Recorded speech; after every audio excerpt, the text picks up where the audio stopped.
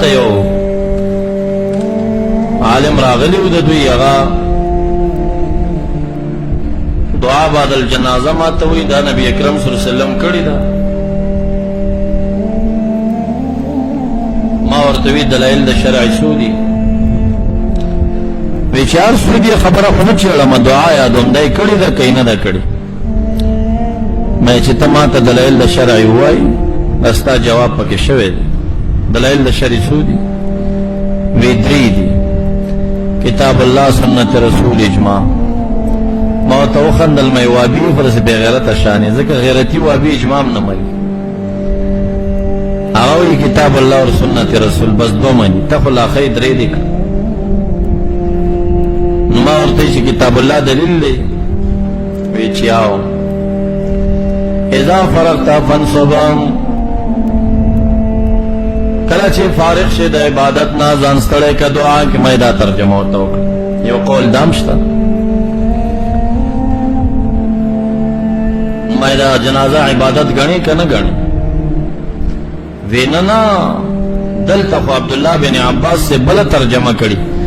دومره لالاګان دي حافظي خدای تعالی خستی کنه په دې اوس نه پوهیږي چې زما باز په بعد سنت کې دی که په بعد الجنازه کې دی.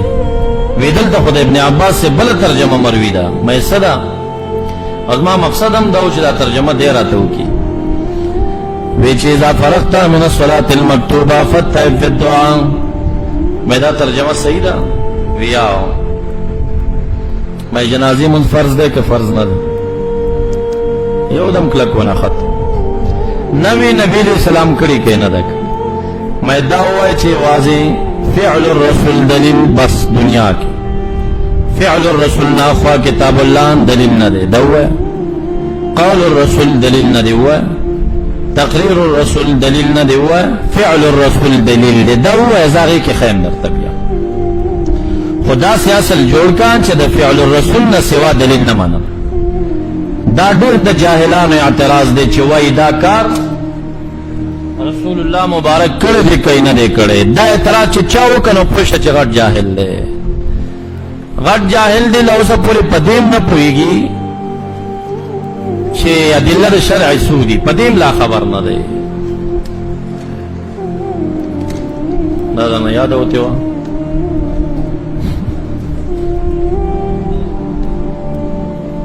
خلاص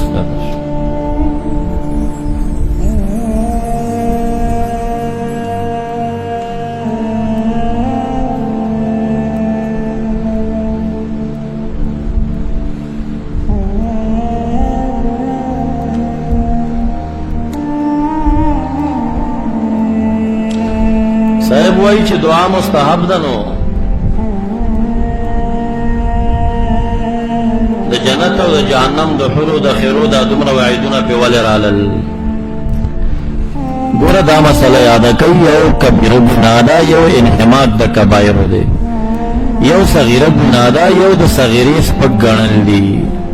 دا صغیره کول چې دي دا صغیره ده خو صغیرې ته سپک کتل به څه شی دی دا به کبیره ګرځېږي. کبیره کول کبیره ده. کبیرې ته بیا سپک کتل بعض علما کفر ګڼي. دعا نه کول ترک مستحب دی. دا خلاف اولا عمل خو دې کار ته سپک کتل د فرشتو د جهنم او د وعیدونه هغه چا باره کې دي چې دی د متکبرینو د سپک ورته ګوري. سپک موږ چې وکړو په ډېر کلنکارۍ ته نه روان شو وایي نه که هغې باره کې دا وعیدونه دي. او بل هر وعید بدون د امر نه هغه دلیل د وجوب هم نشي کېدی. امر بم وی په ترک به وعید هم وی په هغه صورو کې به بیا د وجوب قول کېږي. نبی اکرم صلی الله علیه وسلم چې امین ویلي و چا تپوس کړی و دا دې ولې وویل؟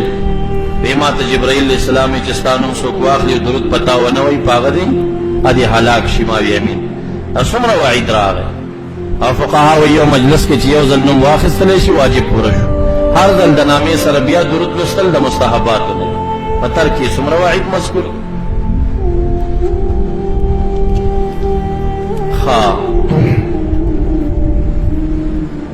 نو چې دا څوک وایي چې یاره دا کار نبی علیہ السلام کړی کوي نه د د مقصد دا دی چې کړي منمای کوي نه کړي جایز نشو.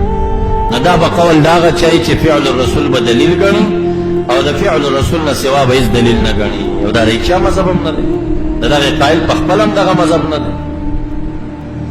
نو